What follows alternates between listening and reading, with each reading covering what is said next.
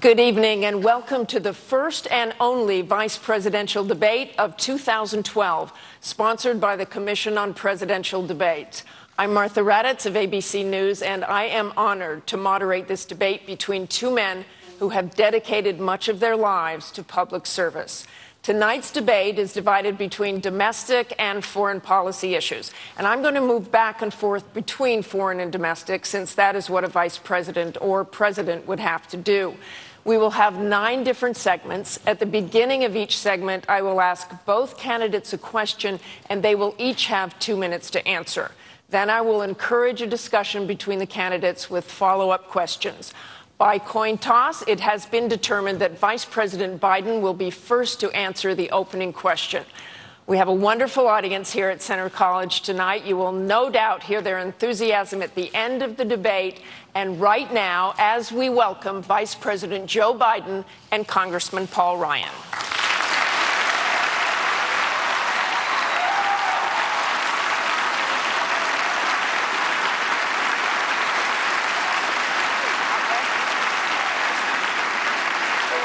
Very nice to see you. How you doing?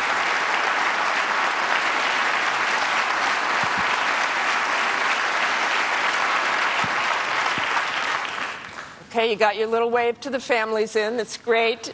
Good evening, gentlemen. It really is an honor to be here with both of you. I would like to begin with Libya on a rather somber note. 1 month ago tonight, on the anniversary of 9/11, Ambassador Chris Stevens and 3 other brave Americans were killed in a terrorist attack in Benghazi. The State Department has now made clear there were no protesters there. It was a pre-planned assault by heavily armed men. Wasn't this a massive intelligence failure, Vice President Biden? What it was a tragedy, Martha. Chris Stevens was one of our best. We lost 3 other brave Americans. And I can make absolutely 2 commitments to you and all the American people tonight. One, we will find and bring to justice the men who did this.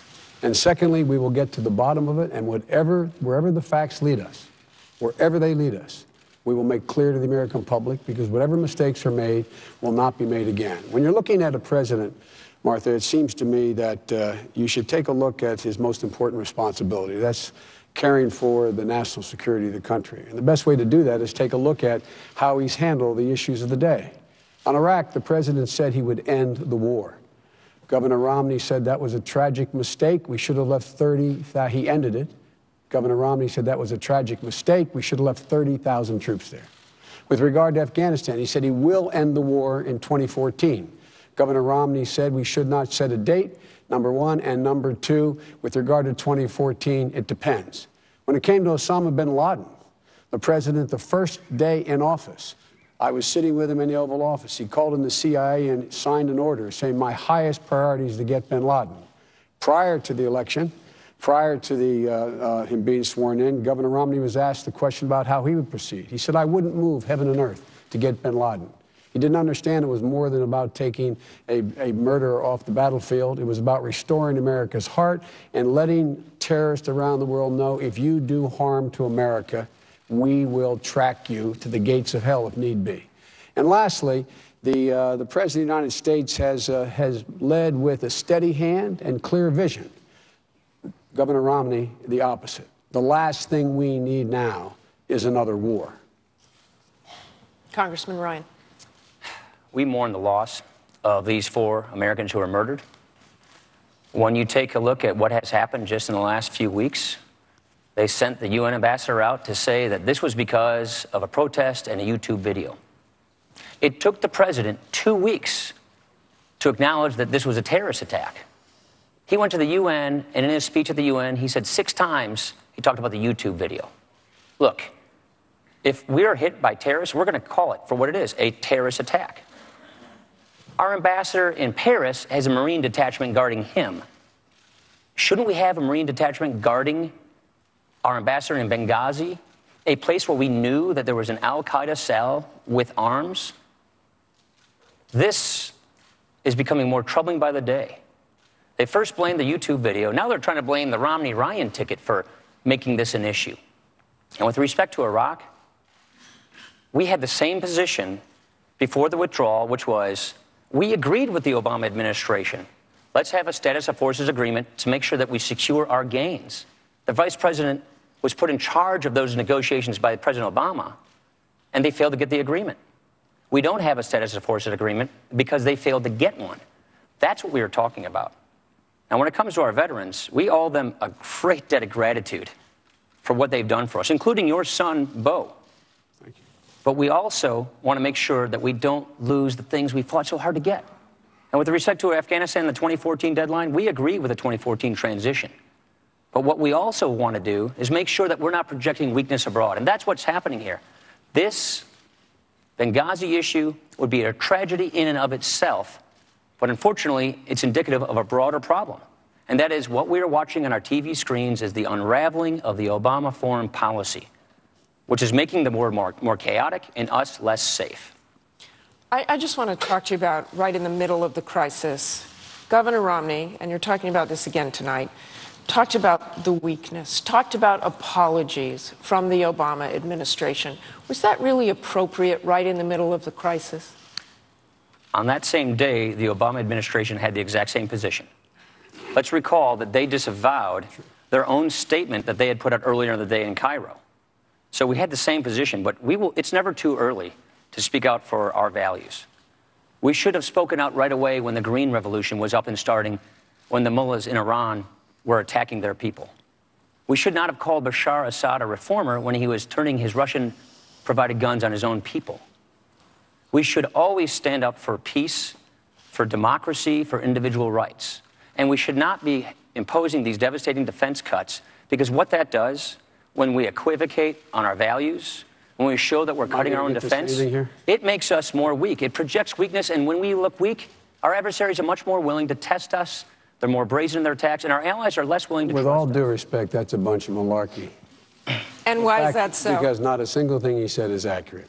First of all, be specific. I will be very specific. Number one, this lecture on embassy security. The congressman here cut embassy security in his budget by $300 million below what we asked for, number one. So much for the embassy security piece. Number two, Governor Romney, before he knew the facts, before he even knew that our ambassador was killed, he was out making a political statement which was panned by the media around the world. And this talk about this weakness, I don't understand what my friend's talking about here.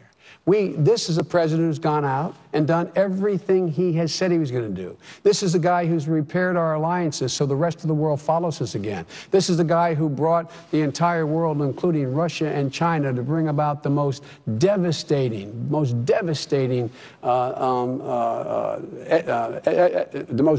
efforts on Iran to make sure that they, in fact, stop with their... Look, I mean, these guys bet against America all the time. Can we talk about... Let me go back to Libya.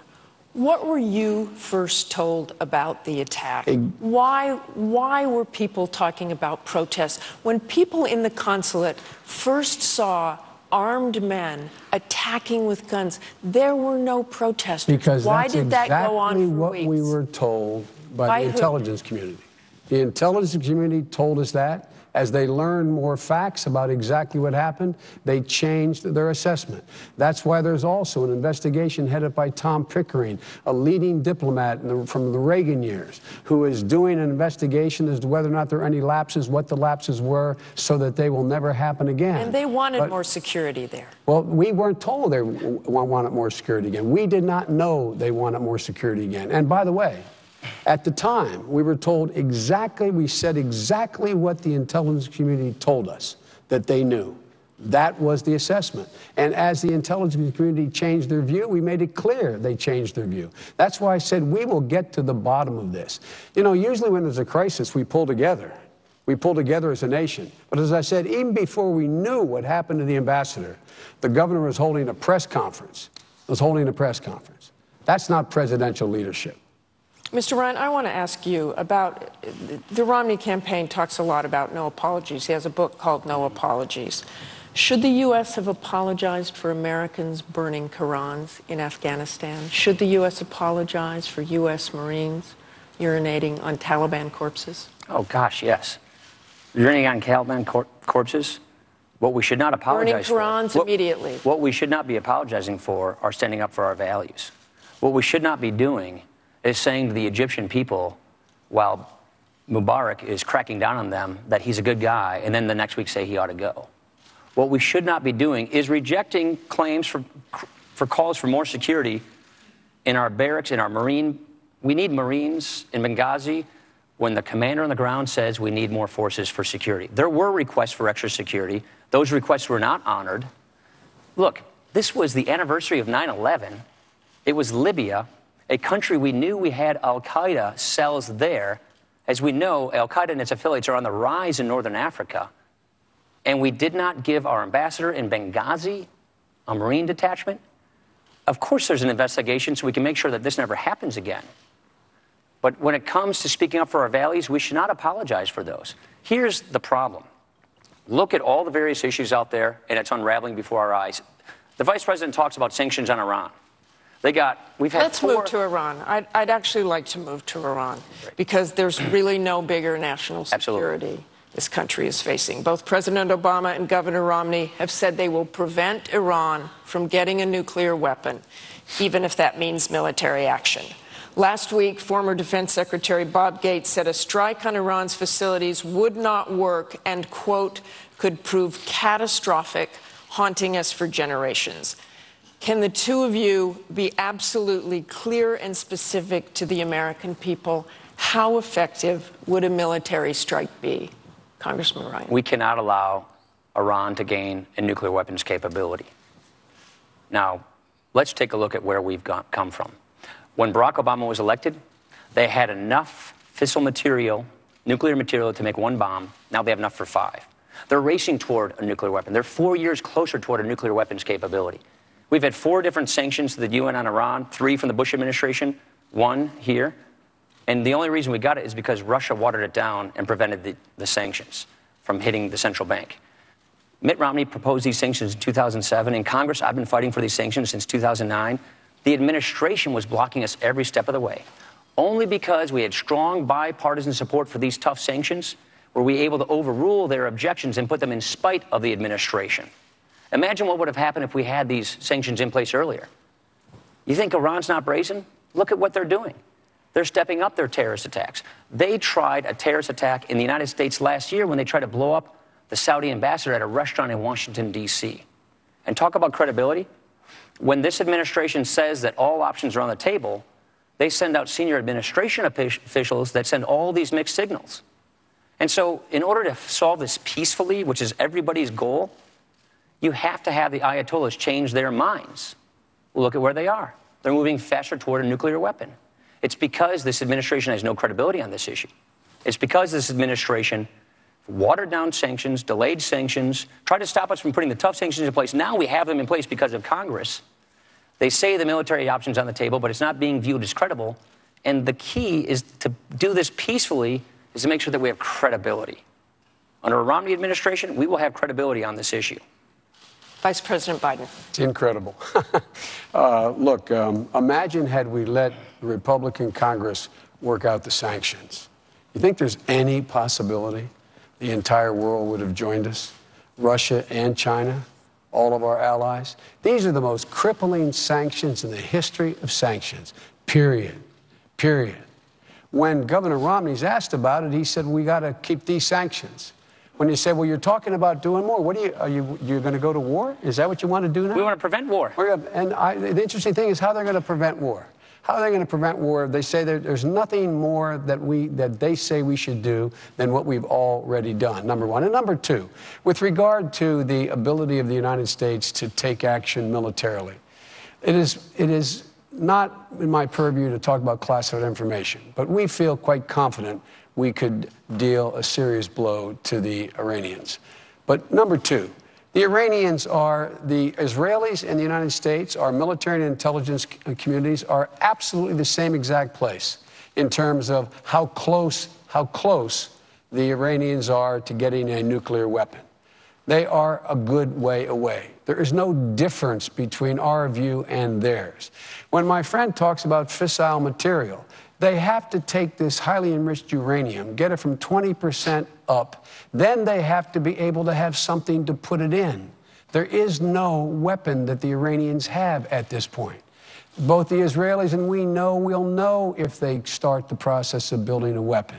So all this bluster I keep hearing, all this loose talk, what are they talking about? Are you talking about to be more credible? What more can the president do? Stand before the United Nations, tell the whole world, directly communicate to the Ayatollah, we will not let them acquire a nuclear weapon, period, unless he's talking about going to war. Martha, let's look at this from the view of the Ayatollahs. What do they see? They see this administration trying to water down sanctions in Congress for over 2 years. They're moving faster toward a nuclear weapon. They're spinning the centrifuges faster. They see us saying when we come into the administration, when they're sworn in, we need more space with our ally Israel. They see President Obama in New York City the same day Bibi Netanyahu is, and he's, instead of meeting with him, goes on a daily talk show. They see when we say that these options are on the table, the Secretary of Defense walked them back. They are not changing their mind. That's what we have to do, is change their mind so they stop pursuing nuclear weapons, and they're going faster. Quickly? Look, you both saw Benjamin Netanyahu hold up that picture of a bomb with a red line and talking about the red line being in spring. So can you solve this if the Romney-Ryan ticket is elected? Can you solve this in 2 months before spring and avoid nuclear? We can debate the timeline. We can debate the timeline, whether it's that short of time or longer. I agree that it's probably longer. Number two, it's all about credibility. You don't agree with that bomb and what the Israelis might do. Look, we both, Vice President I don't want to go into classified stuff, but we both agree that to do this peacefully, you got to get them to change their minds. They're not changing their minds. And look at what this administration does. Let me tell you what the Ayatollah sees. You have to have credibility. The Ayatollah sees his economy being crippled. The Ayatollah sees that there are 50% fewer exports of oil. He sees the currency going into the tank. He sees the economy going into free fall. And he sees the world for the first time totally united in opposition to him getting a nuclear weapon. Now, with regard to Bibi, who's been my friend for 39 years, the president has met with Bibi a dozen times. He's spoken to Bibi Netanyahu as much as he's spoken to anybody. The idea that we're not... I was just before he went to the UN, I was in a conference call with the president, with him talking to Bibi for well over an hour in stark relief and detail about what was going on. This is a bunch of stuff. Look, here's the deal. What does that mean, a bunch of stuff? Well, it means it's simply inaccurate. It's Irish. It's Irish. It is. We Irish call it malarkey. Thanks for the translation. No, we Irish call it malarkey. But last thing, the Secretary of Defense has made it absolutely clear. He didn't walk anything back. We will not allow the Iranians to get a nuclear weapon. What Bibi held up there was when they get to the point where they can enrich uranium enough to put into a weapon. They don't have a weapon to put it into. Let's all calm down a little bit here.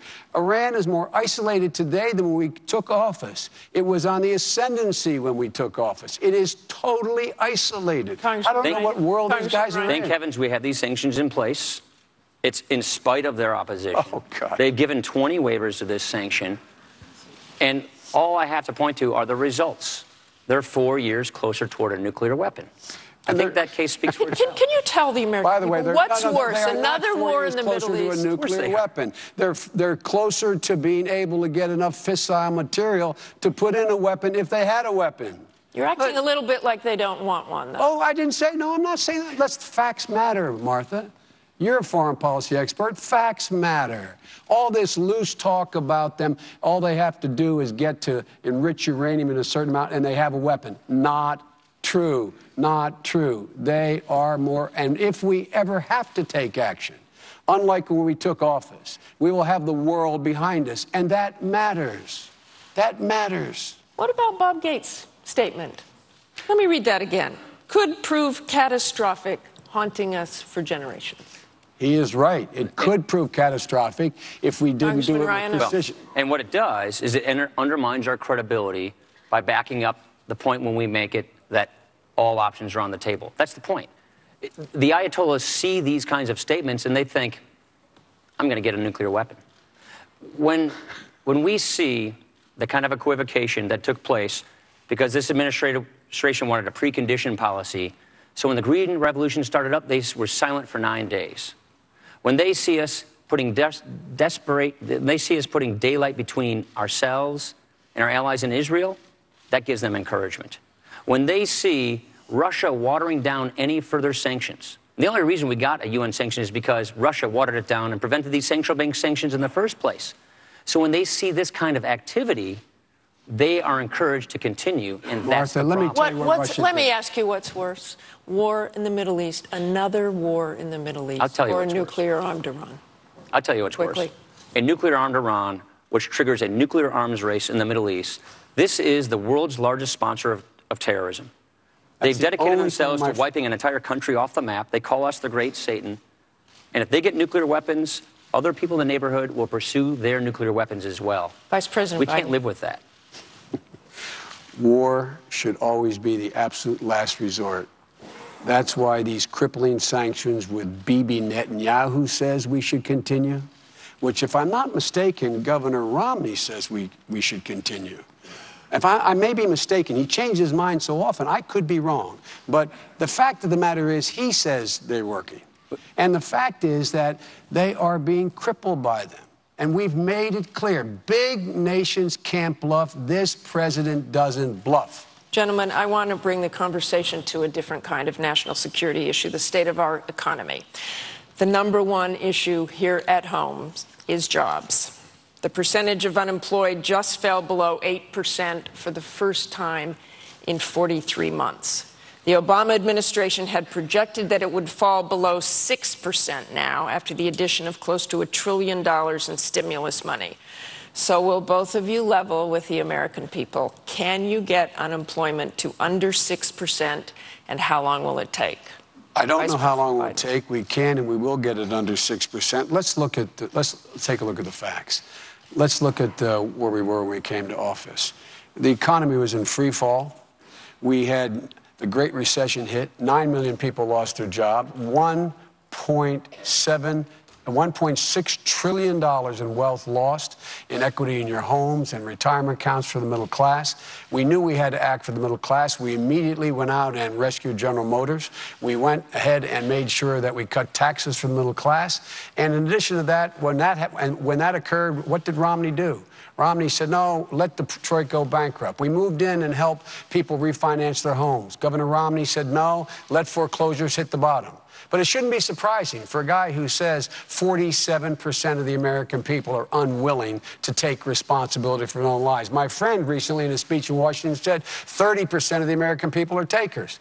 These people are my mom and dad, the people I grew up with, my neighbors. They pay more effective tax than Governor Romney pays in his federal income tax. They are elderly people who, in fact, are living off of Social Security. There are veterans and people fighting in Afghanistan right now who are, quote, not paying any taxes. I've had it up to here with this notion that 47%, it's about time they take some responsibility here. And instead of signing pledges to Grover Norquist not to ask the wealthiest among us to contribute to bring back the middle class, they should be signing a pledge saying to the middle class, we're going to level the playing field. We're going to give you a fair shot again. We are going to not repeat the mistakes we made in the past by having a different set of rules for Wall Street and Main Street, making sure that we continue to hemorrhage these tax cuts for the super wealthy. They're pushing the continuation of a tax cut that will give an additional $500 billion in tax cuts to 120,000 families. And they're holding hostage the middle class tax cut because they say we won't continue the middle class tax cut unless you give the tax cut for the super wealthy. It's about time they take some responsibility. Mr. Ryan. Joe and I are from similar towns. He's from Scranton, Pennsylvania. I'm from Janesville, Wisconsin. You know what the unemployment rate in Scranton is today? I sure do. It's 10%. Yeah. You know what it was the day you guys came in? 8.5%. Yeah. That's how it's going all around America. Look. You don't read the statistic. That's not how it's going. It's going down. This is his 2-minute answer, look. Please. Did they come in and inherit a tough situation? Absolutely. But we're going in the wrong direction. Look at where we are. The economy is barely limping along. It's growing at 1.3%. That's slower than it grew last year, and last year was slower than the year before. Job growth in September was slower than it was in August, and August was slower than it was in July. We're heading in the wrong direction. 23 million Americans are struggling for work today. 15% of Americans are living in poverty today. This is not what a real recovery looks like. We need real reforms for a real recovery, and that's exactly what Mitt Romney and I are proposing. It's a 5-point plan. Get America energy independent in North America by the end of the decade. Help people who are hurting get the skills they need to get the jobs they want. Get this deficit and debt under control to prevent a debt crisis. Make trade work for America so we can make more things in America and sell them overseas, and champion small businesses. Don't raise taxes on small businesses because they're our job creators. He talks about Detroit. Mitt Romney's a car guy. They keep misquoting him, but let me tell you about the Mitt Romney I know. This is a guy who I was talking to, a family in Northborough, Massachusetts the other day, Cheryl and Mark Nixon. Their kids were hit in a car crash, 4 of them. 2 of them, Rob and Reed, were paralyzed. The Romneys didn't know them. They went to the same church they never met before. Mitt asked if he could come over on Christmas. He brought his boys, his wife, and gifts. Later on, he said, I know you're struggling, Mark. Don't worry about their college. I'll pay for it. When Mark told me this story, because you know what? Mitt Romney doesn't tell these stories. The Nixons told this story. When he told me this story, he said it wasn't the help, the cash help, it's that he gave his time, and he has consistently. This is a man who gave 30% of his income to charity, more than the 2 of us combined. Mitt Romney's a good man. He cares about 100% of Americans in this country. And with respect to that quote, I think the vice president very well knows that sometimes the words don't come out of your mouth the right way. But I always say what I mean. And so does Romney. We want everybody to succeed. We want to get people out of poverty, in the middle class, onto a life of self-sufficiency. We believe in opportunity and upward mobility. That's what we're going to push for in a Romney administration. Vice President, Look, I have a feeling you have a few things to say here. The idea, if you heard that little soliloquy on 47%, you think he just made a mistake, then I think I think I got a bridge to sell you. Look, I don't doubt his personal generosity, and I understand what it's like. When I was a little younger than the congressman, my wife was in an accident, killed my daughter and my wife, and my 2 sons survived. I have sat in the homes of many people who have gone through what I get through, because the one thing you can give people solace is to know, if they know you've been through it, that they can make it. So I don't doubt his personal commitment to individuals. But you know what? I know he had no commitment to the automobile industry. He said, let it go bankrupt, period. Let it drop out. All this talk, we saved 1 million jobs. 200,000 people are working today. And I've never met 2 guys who are more down on America across the board.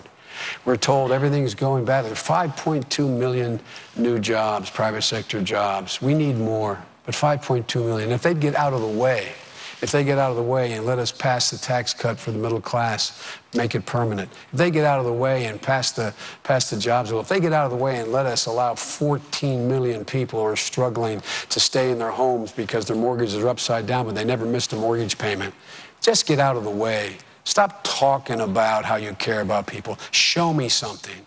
Show me a policy.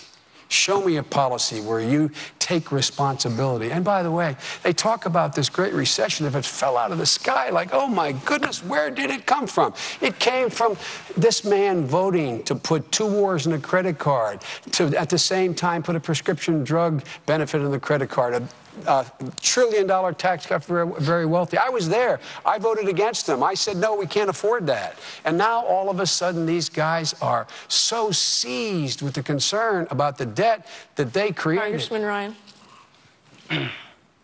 Let's not forget that they came in with one-party control. When Barack Obama was elected, his party controlled everything. They had the ability to do everything of their choosing, and look at where we are right now. They passed the stimulus.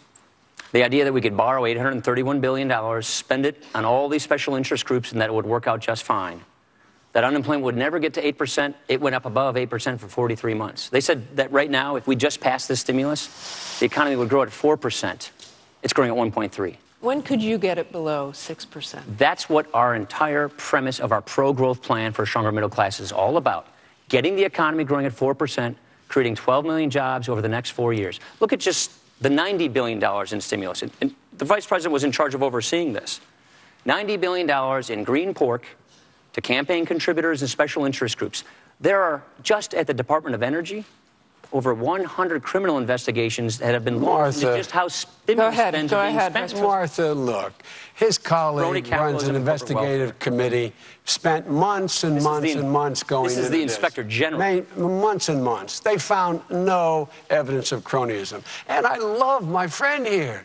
I'm not allowed to show letters, but go on our website. He sent me 2 letters saying, by the way, can you send me some stimulus money for companies here in the state of Wisconsin? We sent millions of dollars. You know why he said he did ask for stimulus money? Sure, he did. By the way, on 2 occasions, we advocated for constituents who are applying for grants. That's what we do. We do that for all constituents who are applying. I love that. I love that. This is such a bad program, and he writes me a letter saying, writes the Department of Energy a letter saying, the reason we need this stimulus, it will create growth and jobs. His words. And now he's sitting here looking at me. And by the way, that program, again, investigated. What the Congress said was it was a model. Less than 0.4% waste or fraud in the program. And all this talk about cronyism. They investigated, did not find one single piece of evidence. I wish he would just be a little more candid. Was it a good idea to spend taxpayer dollars on electric cars in Finland or on windmills in China?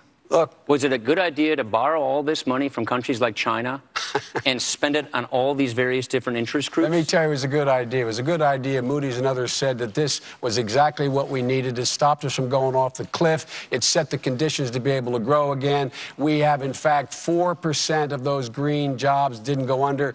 Went under, it didn't work. It's a better batting average than investment bankers have. They have about a 40% right loss. Where are the 5 million green jobs that were being... I want to move on here to Medicare and entitlements. I think we've gone over this quite enough. And by the way, any letter you send me, I'll entertain. I appreciate that, Joe. Let's talk about Medicare and entitlements. Both Medicare and Social Security are going broke and taking a larger share of the budget in the process. Will benefits for Americans under these programs have to change for the programs to survive, Mr. Ryan? Absolutely.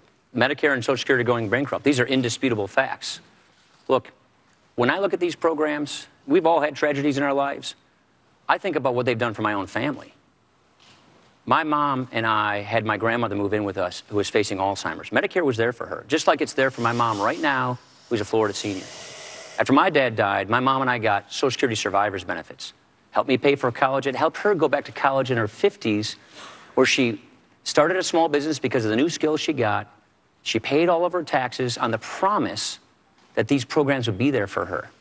We will honor this promise. And the best way to do it is reform it for my generation. You see, if you reform these programs for my generation, people 54 and below, you can guarantee they don't change for people in or near retirement, which is precisely what Mitt Romney and I are proposing.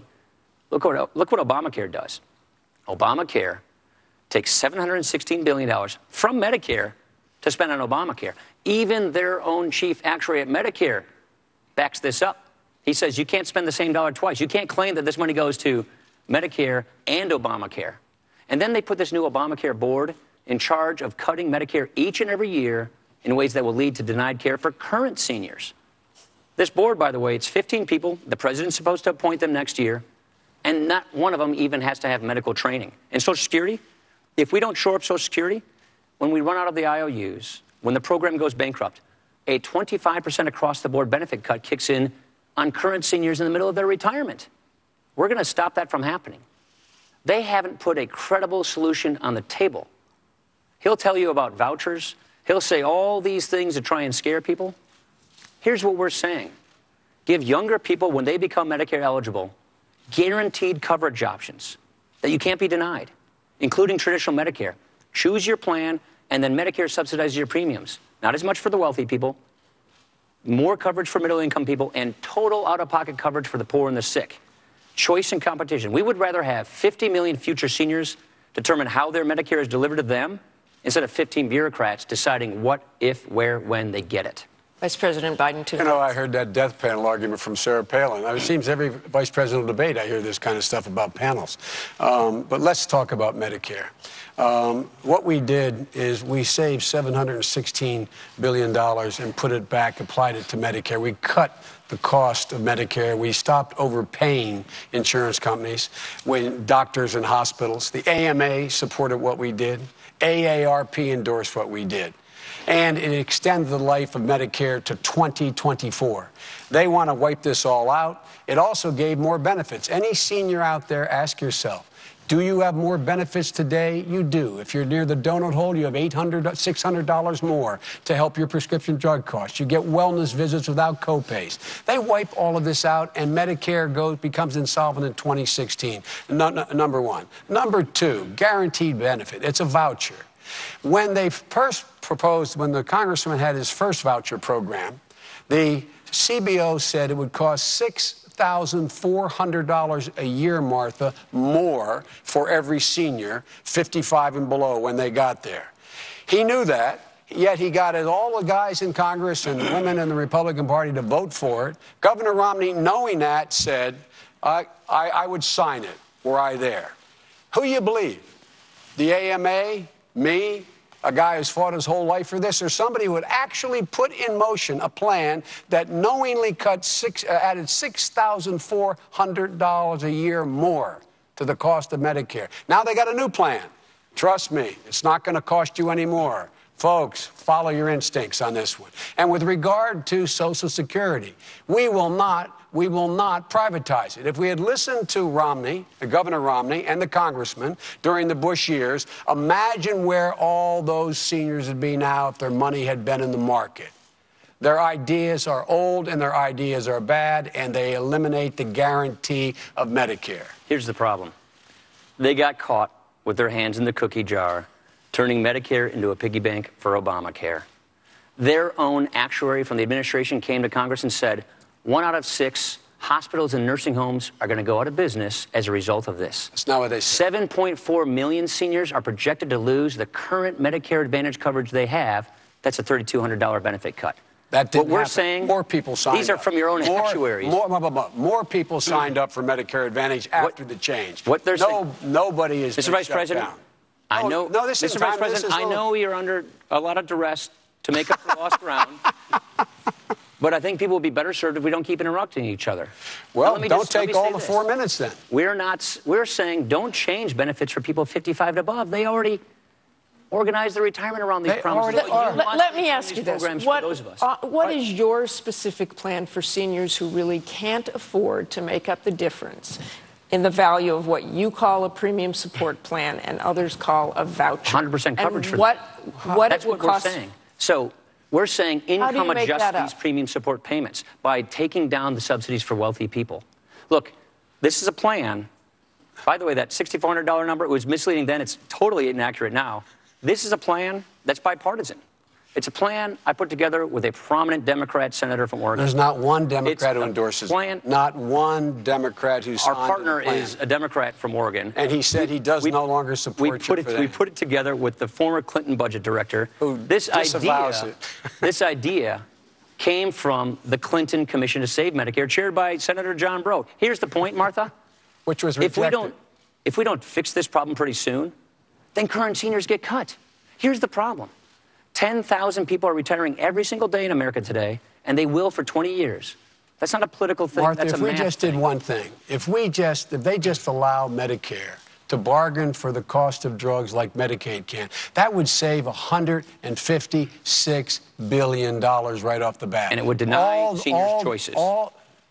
It has a seniors are not denied. So absolutely. They are not denied. Look, folks, all you seniors out there, have you been denied choices? Have you lost Medicare Advantage? Because it's working well right now. Signed up? Because Vice President Biden, let me ask you, if it could help solve the problem, why not very slowly raise the Medicare eligibility age by 2 years, as Congressman Ryan suggests? Look, I was there when we did that with Social Security in 1983. I was one of 8 people sitting in the room that included Tip O'Neill negotiating with President Reagan. We all got together, and everybody said, as long as everybody's in the deal, Everybody's in the deal, and everybody is making some sacrifice. We can find a way. We made the system solvent to 2033. We will not, though, be part of any voucher plan eliminating it. The voucher says, Mom, when you're 65, go out there, shop for the best insurance you can get. You're out of Medicare. You can buy back in if you want with this voucher, which will not keep pace. Will not keep pace with health care costs. Because if it did keep pace with health care costs, there would be no savings. That's why they go the voucher. We will be no part of a voucher program or the privatization of Social Security.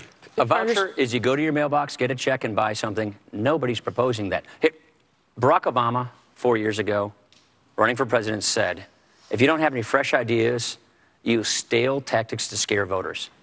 If you don't have a good record to run on, paint your opponent as someone people should run from. Make a big election You were about one of the small few ideas. lawmakers to stand with President Bush when he was seeking to partially privatize Social Security. For younger people, what we said then, and what I've always agreed, is let younger Americans have a voluntary choice of making their money work faster for them within the Social Security system. That's not what Mitt Romney's proposing. What we're saying is no changes for anybody 55 and above. What Mitt Romney is proposing. And then the kinds of changes we're talking about for younger people like myself is don't increase the benefits for wealthy people as fast as everybody else. Slowly raise the retirement age over time. It wouldn't get to the age of 70 until the year 2103, according to the actuaries. Now, here's the issue. Quickly, Vice President. Quickly. The bottom line here is that all the studies show that if we went with Social Security proposal made by Mitt Romney, if you're 40, in your 40s now, you'll pay $2,600 a year more. You get $2,600 a year less than Social Security. If you're in your 20s now, you get $4,700 a year less. The idea of changing, and change being in this case to cut the benefits for people without taking other action you could do to make it work, is absolutely the wrong way. These guys haven't been big on Medicare from the beginning. Their party's not been big on Medicare from the beginning, and they've always been about Social Security as little as you can do. Look, folks, use your common sense. Who do you trust on this? A man who introduced a bill that would raise it $6,400 a year, knowing it and passing it, and Romney saying he'd sign it, or me and the president? That statistic was completely misleading, but more importantly, they were the facts, right? This is what politicians do when they don't have a record to run on. Try to scare people from voting for you. If you don't get ahead of this problem, it's going to tax Medicare beneficiaries have more benefits. We're going to move on to a very simple question to you. Medicare and Social Security did so much for my own family. We are not going to jeopardize this program, but we have to save it. You are jeopardizing the program. You're changing the program from a guaranteed benefit to premium support, whatever you call it. The bottom line is people are going to have to pay more money out of their pocket. And the families I know, the families I come from, they don't have the money to pay more. That's why we're saying more for lower income people and less for higher income people. I would like to move on to a very simple question for both of you, and something tells me I won't get a very simple answer, but let me ask you this. I gave you a simple answer. He's raising the cost of Medicare. Okay, on to taxes. If your ticket is elected, who will pay more in taxes? Who will pay less? And we're starting with Vice President Biden for 2 minutes. The middle class will pay less, and people making $1 million or more will begin to contribute slightly more. Let me give you one concrete example. The continuation of the Bush tax cuts. We are arguing that the Bush tax cuts for the wealthy should be allowed to expire. Of the Bush tax cuts for the wealthy, $800 billion of that goes to people making a minimum of $1 million. We see no justification in these economic times for those, and they're patriotic Americans. They're not asking for this continued tax cut. They're not suggesting it, but my friends are insisting on it. 120,000 families, by continuing that tax cut, will get an additional $500 billion in tax relief in the next 10 years, and their income is an average of $8 million. We want to extend permanently the middle class tax cut permanently from the Bush middle class tax cut. These guys won't allow us to. You know what they're saying? We say, let's have a vote. Let's have a vote on the middle class tax cut, and let's have a vote on the upper tax cut. Let's go ahead and vote on it. They're saying no. They're holding hostage the middle class tax cut to the super wealthy. And on top of that, they got another tax cut coming. That's $5 trillion that all the studies point out will, in fact, give another $250,000 a year to those 120,000 families and raise taxes for people who are middle income with a child by $2,000 a year. This is unconscionable. There is no need for this. The middle class got knocked on their heels. The Great Recession crushed them. They need some help now. The last people who need help are 120,000 families for another $500 billion tax cut over the next 10 years. Congressman. Our entire premise of these tax reform plans is to grow the economy and create jobs. It's a plan that's estimated to create 7 million jobs. Now, we think that government taking 28% of a family and business's income is enough. President Obama thinks that the government ought to be able to take as much as 44.8% of a small business's income. Look, if you taxed every person in successful small business making over $250,000 at 100%, it only run the government for 98 days. If everybody who paid income taxes last year, including successful small businesses, doubled their income taxes this year, we'd still have a $300 billion deficit. You see, there aren't enough rich people and small businesses to tax to pay for all their spending. And so the next time you hear them say, don't worry about it, we'll get a few wealthy people to pay their fair share, watch out, middle class, the tax bill is coming to you.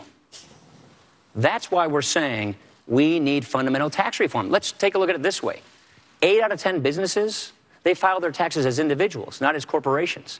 And where I come from overseas, which is Lake Superior, the Canadians, they drop their tax rates to 15%.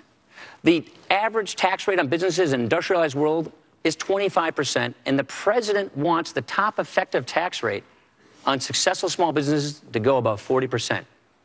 2/3 of our jobs come from small businesses.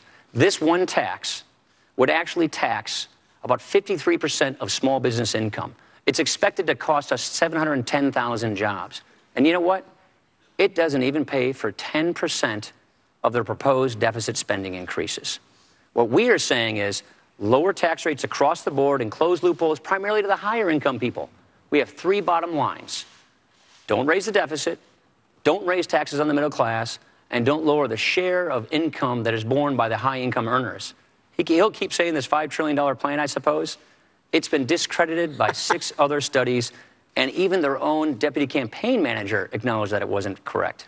Well, let's talk about this 20%. You have refused, and again, to offer specifics on how you pay for that 20% across the board tax cut. Do you actually have the specifics, or are you still working on it, and that's why you won't tell voters? Different than this administration, we actually want to have big bipartisan agreements. You see, I understand that. Do you have the specifics? Do you have the math? You know exactly what you're doing? Look at what Ronald Reagan and Tip O'Neill did. They worked together out of a framework to lower tax rates and broaden the base, and they worked together to fix that. What we're saying is, here's our framework. Lower tax rates 20%. We raise about $1.2 trillion through income taxes.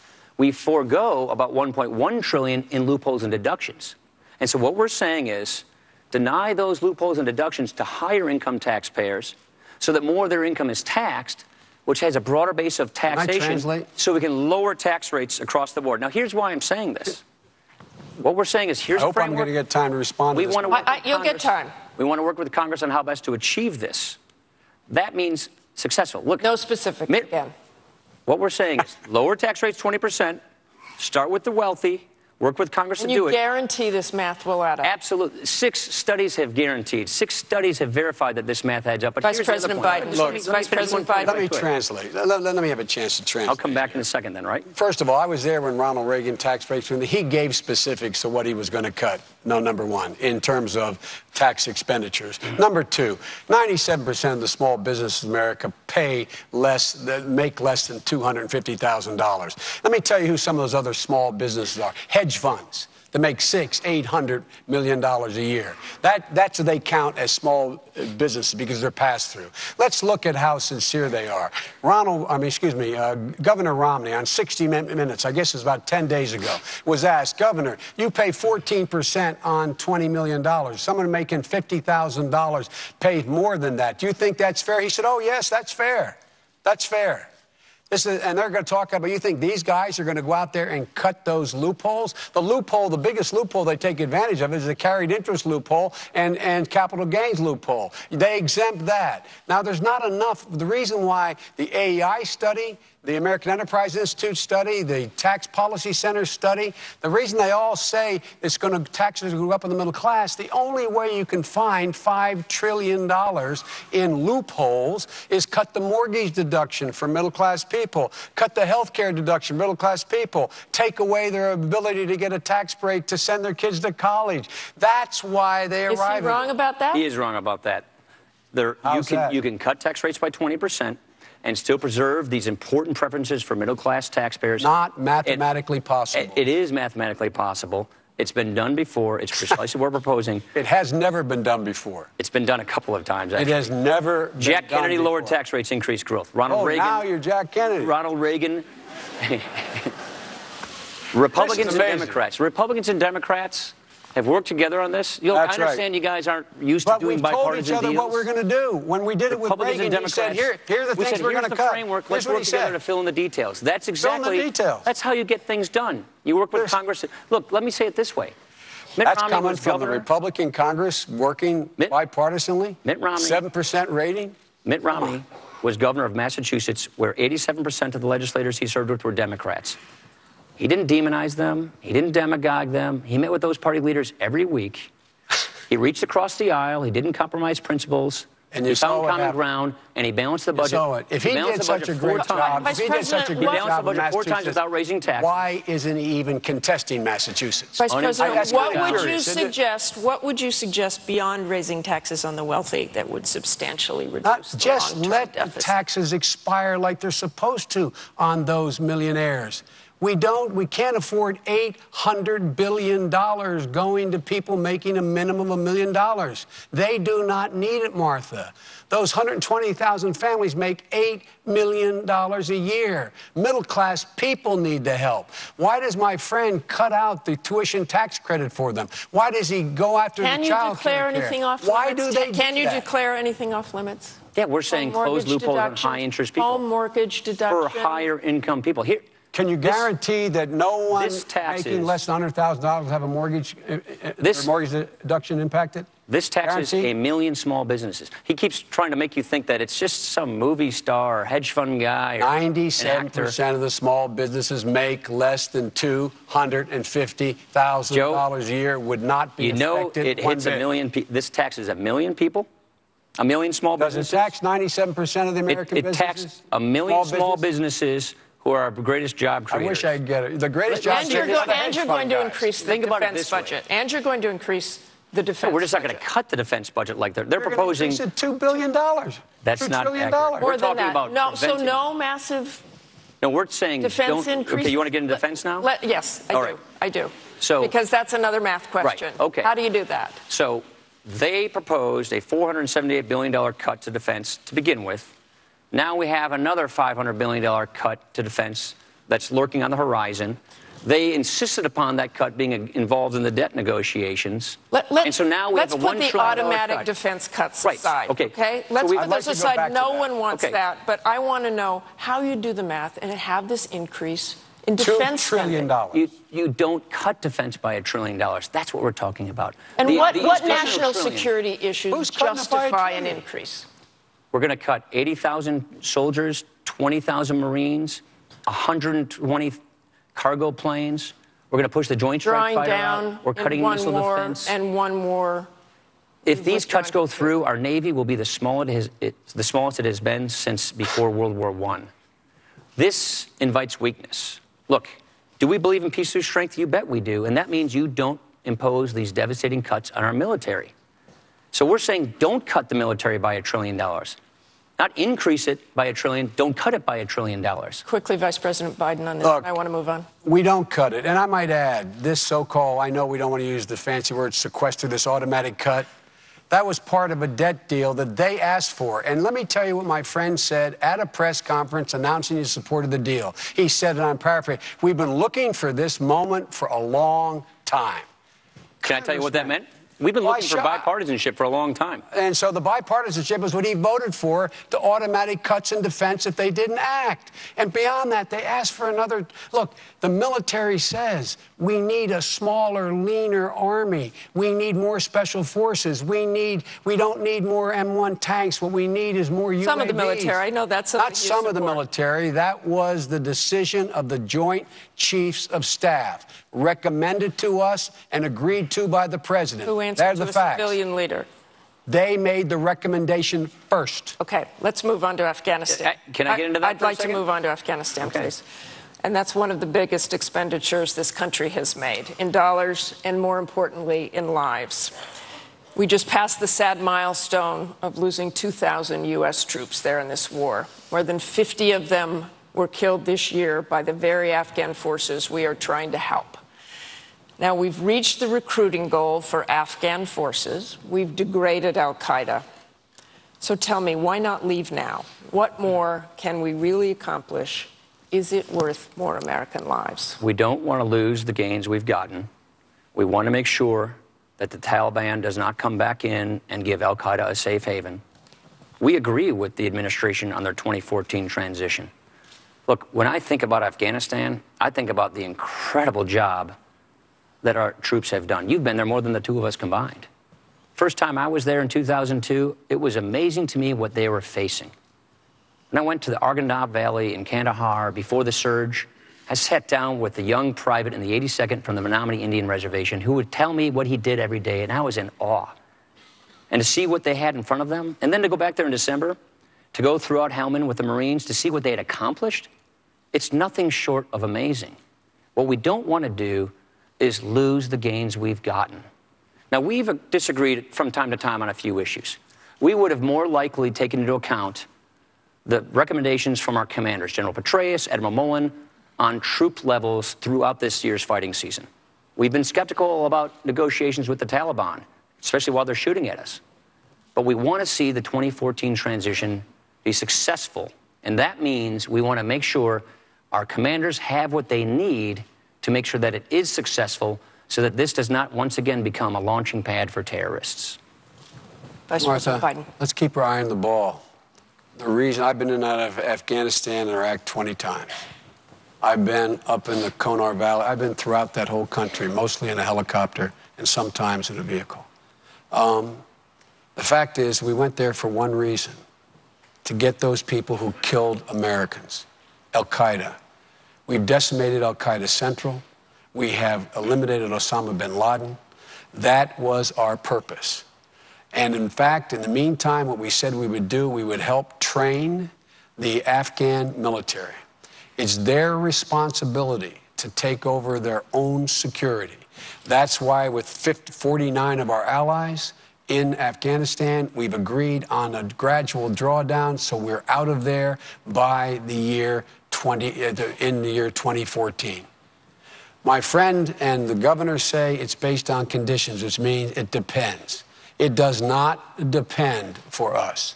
It is the responsibility of the Afghans to take care of their own security. We have trained over 315,000, mostly without incident. There have been more than 24 cases of green on blue where Americans have been killed. If the measures the military has taken do not take hold, we will not go on joint patrols. We will not train in the field. We'll only train in the Army bases that exist there. But we are leaving. We are leaving in 2014, period. And in the process, we're going to be saving over the next 10 years another $800 billion. We've been in this war for over a decade. The primary objective is almost completed. Now all we're doing is putting the Kabul government in a position to be able to maintain their own security. It's their responsibility, not America's. What conditions could justify staying, Congressman Ryan? We don't want to stay. Look, one of my best friends in Janesville, a reservist, is at a forward operating base in eastern Afghanistan right now. Our wives are best friends. Our daughters are best friends. I want him and all of our troops to come home as soon and safely as possible. We want to make sure that 2014 is successful. That's why we want to make sure that we give our commanders what they say they need to make it successful. We don't want to extend beyond 2014. That's the point we're making. You know, if it was just this, I feel like we would be able to call this a success, but it's not. What we are witnessing as we turn on our television screens these days is the absolute unraveling of the Obama foreign policy. Problems are growing at home, but problems are growing abroad, but jobs aren't growing here at home. Let me go back to this. He says we're absolutely leaving in 2014. You're saying that's not an absolute, but you won't talk about what conditions would justify. Do you know why we say that? I'd like to know because we why. don't want to broadcast to our enemies, put a date on your calendar, wait us out, and then come back. But you agree with the timeline. We do agree with the timeline and the transition. But what any administration will do in 2013 is assess the situation to see how best to complete this timeline. What we do not want to do in 2014. What we do not want to do is give our allies reason to trust us less, and our enemies more. We don't want to embolden our enemies to hold and wait out for us and then take over the country. Martha, that's a bizarre statement. That's why we want to make sure. No, that's a bizarre statement since 49 of our allies, hear me, 49 of our allies signed on to this position. And we're reading that they want 49 of our allies said out in 2014. It's the responsibility of the Afghans. We have other responsibilities. Do you think this timeline, but we have soldiers and Marines, we have Afghan forces murdering our forces over there. The Taliban is, do you think, taking advantage of this timeline? Well, look, the Taliban, what we found out, and you saw it in Iraq, Martha, unless you set a timeline, Baghdad in the case of Iraq and Kabul in the case of Afghanistan will not step up. They're happy to let us continue to do the job. International security forces do the job. The only way they step up is say, fellas, we're leaving. We've trained you. Step up. Step up. Let me go That's back. The only way it works. Let me go back to the surge troops that we put in there. And you brought this up, Congressman Ryan. I have talked to a lot of troops. I've talked to senior officers who were concerned that the surge troops were pulled out during the fighting season, and some of them saw that as a political move. So can you tell me, Vice President Biden, what was the military reason for bringing those surge troops home before the fighting season ended? Bringing those, by the way, when the president announced the surge, you'll remember, Martha, he said the surge will be out by the end of the summer. The military said the surge will be out. Nothing political about this. Before the surge occurred, so you be a little straight with me here, too. Before the surge occurred, we said they'll be out by the end of the summer. That's what the military said. The reason for that is... The military follows orders. Trust me, there are people who are concerned about pulling out. There are people that are concerned, but not the Joint Chiefs. That was their recommendation in the Oval Office to the President of the United States of America. I sat there. I'm sure you'll find someone who disagrees with the Pentagon. I'm positive you'll find that within the military. But that's not the case here. And secondly, the reason why the military said that is you cannot wait and have a cliff. It takes, months and months and months to draw down forces. Let me try and illustrate the issue here, because I think this can get a little confusing. We've all met with General Allen and General Scaparrotti in Afghanistan to talk about fighting seasons. Here's the way it works. The mountain passes fill in with snow. The Taliban and the terrorists and the Haqqani and the Quetta Shura come over from Pakistan to fight our men and women. When it fills in with snow, they can't do it. That's what we call fighting seasons. In the warm months, fighting gets really high. In the winter, it goes down. And so when Admiral Mullen and General Petraeus came to Congress and said, if you pull these people out before the fighting season is end, it puts people more at risk. That's the problem. Yes, we drew 22,000 troops down last month, but the remaining troops that are there, who still have the same mission to prosecute, counterinsurgency, are doing it with fewer people. That makes them less safe. We're sending fewer people out in all these hotspots to do the same job that they were supposed to do a month ago. Because we but we took turned it 22,000 people out for them to do over it. to the Afghan troops we trained. No one got pulled out that didn't get filled in by trained Afghan personnel. And he's conflating two issues. The fighting season that Petraeus was talking about and Admiral Mullen was the fighting season this spring. That's what he was talking about. We did not pull them out. The calendar works the same every year. It does work the same every year. And we're spring, not staying summer, there. fall, it's warm or it's not. They're still fighting us. They're still coming over the passes.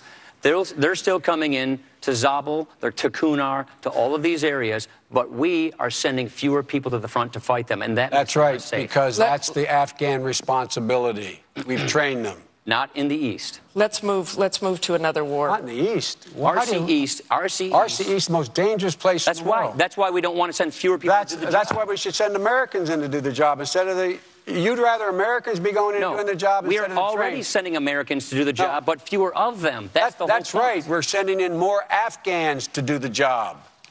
Afghans to do the job. Let's move to another war, the civil war in Syria, where there are estimates that more than 25,000, 30,000 people have now been killed. In March of last year, President Obama explained the military action taken in Libya by saying it was in the national interest to go in and prevent further massacres from occurring there. So why doesn't the same logic apply in Syria? Vice President Biden. It's a different country. It is 5 times as large geographically. It has 1/5 the population, that is Libya, 1/5 the population, 5 times as large geographically. It's in a part of the world where you're not going to see whatever would come from that war. It seep into a regional war. You are in a country that is heavily populated in the midst of the most dangerous area in the world. And in fact, if in fact it blows up and the wrong people gain control, it's going to have impact on the entire region, causing potentially regional wars. We are working hand and glove with the Turks, with the Jordanians, with the Saudis, and with all the people in the region, attempting to identify the people who deserve the help so that when Assad goes, and he will go, there will be a legitimate government that follows on, not an al-Qaeda-sponsored government that follows on.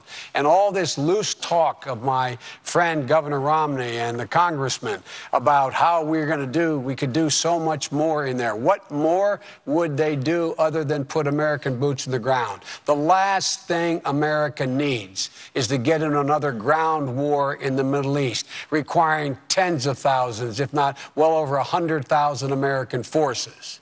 They are the facts. They are the facts. Now, every time the governor is asked about this, he doesn't say anything. He goes up with a whole lot of verbiage, but when he gets pressed, he says, no, he would not do anything different than we are doing now. Are they proposing putting American troops in the ground? Putting American aircraft in the airspace? Is that what they're proposing? If they do, they should speak up and say so. But that's not what they're saying. We are doing it exactly like we need to do to identify those forces who, in fact, will provide for a stable government and not cause a regional Sunni-Shia war when Bashir Assad falls. Congressman Ryan. Nobody is proposing to send troops to Syria, American troops. Now, let me say it this way.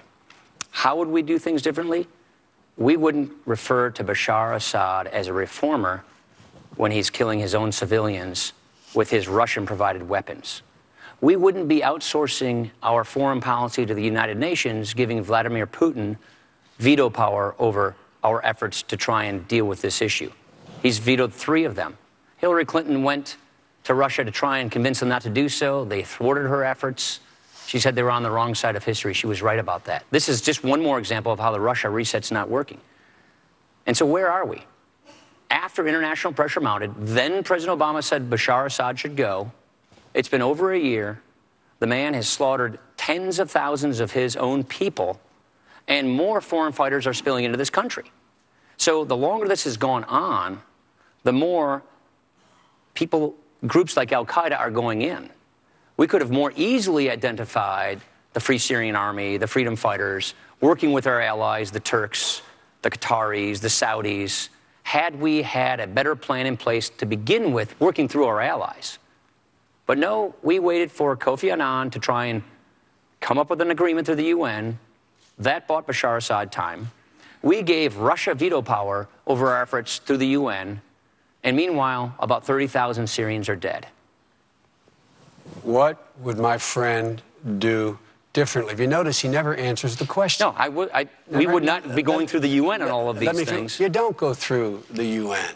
We are in the process now and have been for months in making sure that help, humanitarian aid, as well as other aid and training is getting to those forces that we believe, the Turks believe, the Jordanians believe, the Saudis believe are the free forces inside of Syria. That is underway. Our allies were all on the same page, NATO as well as our Arab allies, in terms of trying to get a settlement. That was their idea. We're the ones that said enough. With regard to the reset not working, the fact of the matter is that Russia has a different interest in Syria than we do, and that's not in our interest. What happens if Assad does not fall? Congressman Ryan, what happens to the region? What happens if he hangs on? What happens if he does? Then Iran keeps their greatest ally in the region. He's a sponsor of terrorism. He'll probably continue slaughtering his people. We and the world community will lose our credibility on this. Look, he mentioned the reset. So what would Romney Ryan do about that credibility? Well, we agree with the same red line, actually, they do on chemical weapons, but not putting American troops in other than to secure those chemical weapons. They're right about that. But what we should have done earlier is work with those freedom fighters, those dissidents in Syria. We should not have called Bashar Assad a reformer. And we should not have waited for Russia to give us the green light. We should not have waited for Russia to give us the green light at the UN to do something about it. They're still arming the man. Iran is flying flights over Iraq. And the opposition is being armed. To help Bashar Assad. And by the way, if we had the status of forces agreement that the vice president said he would bet his vice presidency on in Iraq, we probably would have been able to prevent that. But he failed to achieve that as well. Again, let me ask you quickly, what's your criteria for intervention? Yeah. In Syria? Worldwide. What is in the national interest of the American people? How about what is in the humanitarian national interest? Security of the American people? It's got to be in the strategic national interests of our country. No humanitarian. Each situation will come up with its own set of circumstances, but putting American troops on the ground, that's got to be within the national security interest of the American people. I want to we're almost out of things time like here. Embargoes and sanctions and overflights, those are things that don't put American troops on the ground. But if you're talking about putting American troops on the ground, only in our national security interests. I want to move on, and I want to return home for these last few questions. This debate is indeed historic. We have two Catholic candidates, first time on a stage such as this. And I would like to ask you both to tell me what role your religion has played in your own personal views on abortion. Please talk about how you came to that decision. Talk about how your religion played a part in that. And please, this is such an emotional issue for so many people in this country. Please talk personally about this, if you could. Congressman Ryan. I don't see how a person can separate their public life from their private life or from their faith. Our faith informs us in everything we do. My faith informs me about how to take care of the vulnerable, about how to make sure that people have a chance in life. Now, you want to ask basically why I'm pro-life? It's not simply because of my Catholic faith. That's a factor, of course. But it's also because of reason and science. You know, I think about 10.5 years ago, my wife Jana and I went to Mercy Hospital in Janesville, where I was born, for our 7-week ultrasound for our firstborn child. And we saw that heartbeat. Our little baby was in the shape of a bean. And to this day, we have nicknamed our firstborn child, Liza, Bean. Now, I believe that life begins at conception. Those are the reasons why I'm pro-life. Now, I understand this is a difficult issue, and I respect people who don't agree with me on this, but the policy of a Romney administration will be to oppose abortion with the exceptions for rape, incest, and life of the mother. What troubles me more is how this administration has handled all of these issues. Look at what they're doing through Obamacare with respect to assaulting the religious liberties of this country. They're infringing upon our first freedom, the freedom of religion, by infringing on Catholic charities, Catholic churches, Catholic hospitals. Our church should not have to sue our federal government to maintain their religious liberties. And with respect to abortion, the Democratic Party used to say they want it to be safe, legal, and rare. Now, they support it without restriction and with taxpayer funding. Taxpayer funding in Obamacare, taxpayer funding with foreign aid. The vice president himself went to China and said that he sympathized or wouldn't second guess their one-child policy of forced abortions and sterilizations. That, to me, is pretty extreme. Vice President Biden. My religion defines who I am. And I've been a practicing Catholic my whole life. It has particularly informed my social doctrine. Catholic social doctrine talks about taking care of those who can't take care of themselves, people who need help. With regard to abortion, I accept my church's position on abortion as what we call de fide doctrine. Life begins at conception. That's the church's judgment. I accept it in my personal life. But I refuse to impose it on equally devout Christians and Muslims and Jews. And I just refuse to impose that on others, unlike my friend here, the congressman. I do not believe that we have a right to tell other people that women, they can't control their body. It's a decision between them and their doctor. In my view, in the Supreme Court, I'm not going to interfere with that. With regard to the assault on the Catholic Church, let me make it absolutely clear.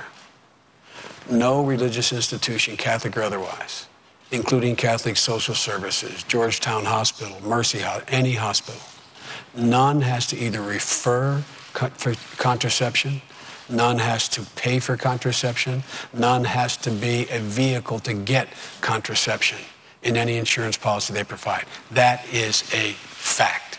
That is a fact. Now, with regard to the way in which we differ, my friend says that well, I guess he accepts Governor Romney's position now, because in the past he has argued that there's rape and forcible rape. He's argued that in the case of rape or incest, it would be a crime to engage in having an abortion. I just fundamentally disagree with my friend. Congressman Ryan. All I'm saying is if you believe that life begins at conception, that therefore doesn't change the definition of life. That's a principle. The policy of a Romney administration is to oppose abortion with exceptions for rape, incest, and life of the mother. Now, I've got to take issue with the Catholic Church and religious liberty. You have. If they agree with you, then why would they keep suing you? It's a distinction without a difference. I want to go back to the abortion question here. If the Romney-Ryan ticket is elected, should those who believe that abortion should remain legal be worried? We don't think that unelected judges should make this decision, that people through their elected representatives and reaching a consensus in society through the democratic process should make this determination. The next president will get 1 or 2 Supreme Court nominees. That's how close Roe v. Wade is. Just ask yourself, with Robert Bork being the chief advisor on the court for Mr. Romney, who do you think he's likely to appoint? Do you think he's likely to appoint someone like Scalia or someone else on the court far right that would outlaw abortion? I suspect that would happen. I guarantee you that will not happen. We picked 2 people. We picked people open-minded. They've been good justices. So keep an eye on the Supreme Court. Was there a litmus test on them? There was no litmus test. We picked people who had an open mind, did not come with an agenda. I'm going to move on to this closing question because we are running out of time. You certainly know, and you've said it here tonight, that the two of you respect our troops enormously. Your son has served, and perhaps someday your children will serve as well.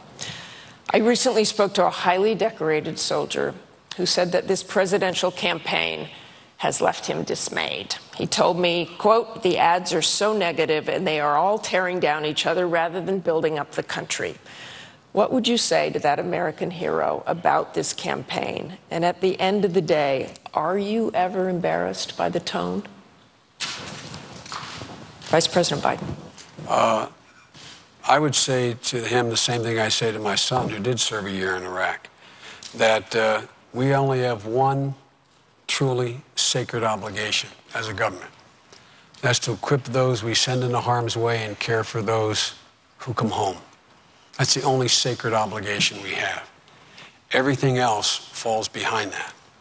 I would also tell him that the fact that he, this decorated soldier you talked about, fought for his country, that should be honored. He should not be thrown into a category of the 47% who don't pay their taxes while he was out there fighting and not having to pay taxes and somehow not taking responsibility.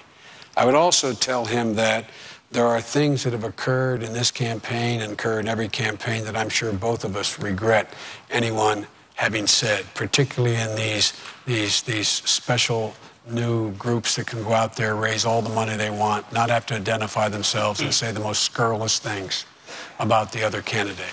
It's an abomination. But the bottom line here is I'd ask that hero you reference to take a look at whether or not Governor Romney or President Obama has the conviction to help lift up the middle class, restore them to where they were before this great recession hit and they got wiped out, or whether or not he's going to continue to focus on taking care of only the very wealthy, not asking them to pay any part of the deal to bring back the middle class, the economy of this country. I would ask him to take a look at whether the President of the United States has acted wisely in the use of force, and whether or not the slipshod comments being made by my friend, or by Governor Romney, serve our interests very well. But there are things that have been said in campaigns that I find not very appealing. Congressman Ryan. First of all, I'd thank him to his service to our country. Second of all, I'd say we are not going to impose these devastating cuts on our military, which compromises their mission and their safety. And then I would say you have a president who ran for president 4 years ago, promising hope and change, who has now turned his campaign into attack, blame, and defame. You see, if you don't have a good record to run on, then you paint your opponent as someone to run from. That was what President Obama said in 2008. It's what he's doing right now. Look at all the string of broken promises. If you like your health care plan, you can keep it. Try telling that to the 20 million people who are projected to lose their health insurance if Obamacare goes through, or the 7.4 million seniors who are going to lose it. Or remember when he said this: I guarantee if you make less than $250,000, your taxes won't go up. Of the 21 tax increases in Obamacare, 12 of them hit the middle class. Or remember when he said health insurance premiums will go down $2,500 per family per year? They've gone up $3,000, and they're expected to go up another $2,400. Or remember when he said, I promise by the end of my first term, I'll cut the deficit in half in 4 years. We've had 4 budgets, $4 trillion deficits. A debt crisis is coming. We can't keep spending and borrowing like this. We can't keep spending money we don't have. Leaders run to problems to fix problems. President Obama has not even put a credible plan on the table in any of his 4 years to deal with this debt crisis. I passed 2 budgets to deal with this. Mitt Romney's put ideas on the table. We've got to tackle this debt crisis before it tackles us. The president likes to say he has a plan. He gave a speech. We asked his budget office, can we see the plan? They sent us to the press secretary. He gave us a copy of the speech. We asked the Congressional Budget Office, tell us what President Obama's plan is to prevent a debt crisis. They said, it's a speech. We can't estimate speeches. You see, that's what we get in this administration, speeches. But we're not getting leadership. Mitt Romney is uniquely qualified to fix these problems. His lifetime of experience, his proven track record of bipartisanship, and what do we send their children to college? It cuts education by $450 billion. It does virtually nothing except tax cuts for the very wealthy. And, you know, we've had enough of this. The idea that he's so concerned about these deficits, as I pointed out, he voted to put 2 wars in a credit card. He did. We're going to the closing statements in a minute. You're going to have your closing statement. Not raising taxes is not cutting taxes. And by the way, our budget, we have not spending raised by 3% a year instead of 4.5% like they propose. So not spending more money as much as they say is not a spending things here just for a minute. And I want to talk to you very briefly before we go to closing statements about your own personal character. If you were elected, what could you both give to this country as a man, as a human being, that no one else could? Honesty. Well, no one else could. There are plenty of fine people who could lead this country. But what you need are people who, when they say they're going to do something, they go do it. What you need are when people see problems, they offer solutions to fix those problems. We're not getting that.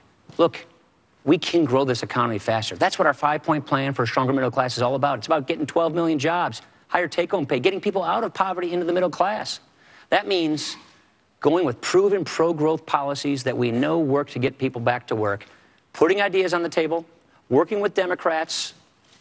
That actually works sometimes. Vice President, and then could we get to that issue of what you could bring as a man, a human being? And I really am going to keep you to about 15 seconds here. Well, he gets 40, I get 15. He didn't have okay. 40. He didn't have 40. Now, let me tell you, my record stands for itself. I never say anything I don't mean. Everybody knows whatever I say, I do.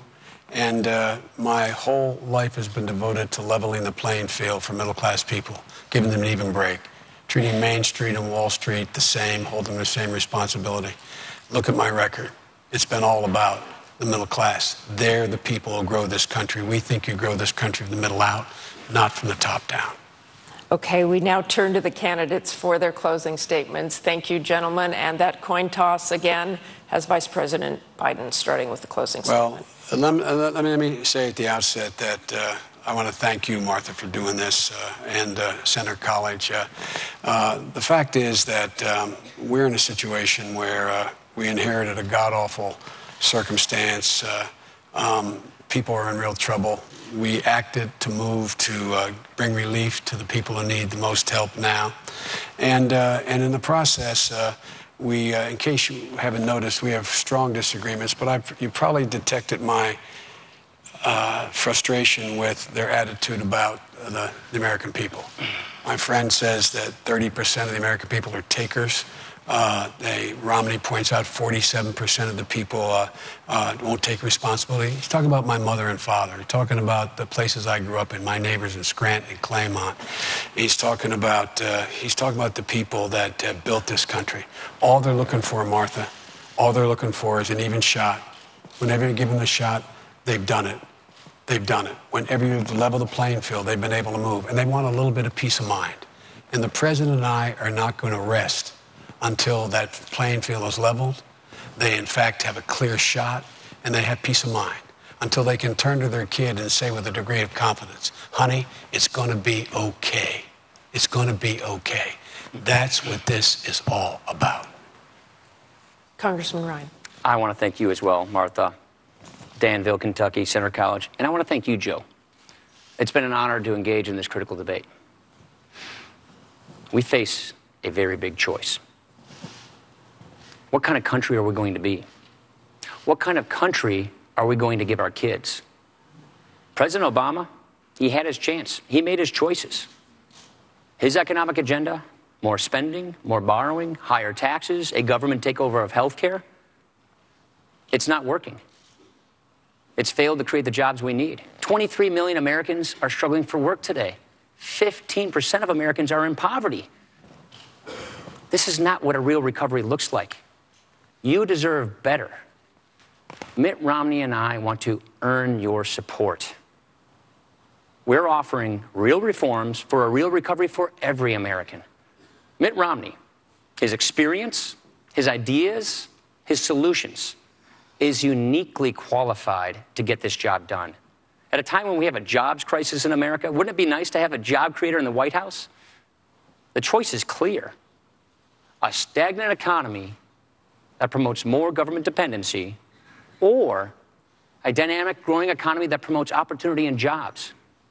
Mitt Romney and I will not duck the tough issues. And we will not blame others for the next 4 years. We will take responsibility. And we will not try to replace our founding principles. We will reapply our founding principles. The choice is clear, and the choice rests with you. And we ask you for your vote.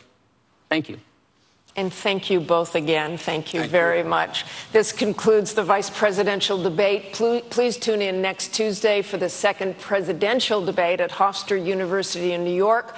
I'm Martha Raddatz of ABC News. I do hope all of you go to the polls. Have a good evening.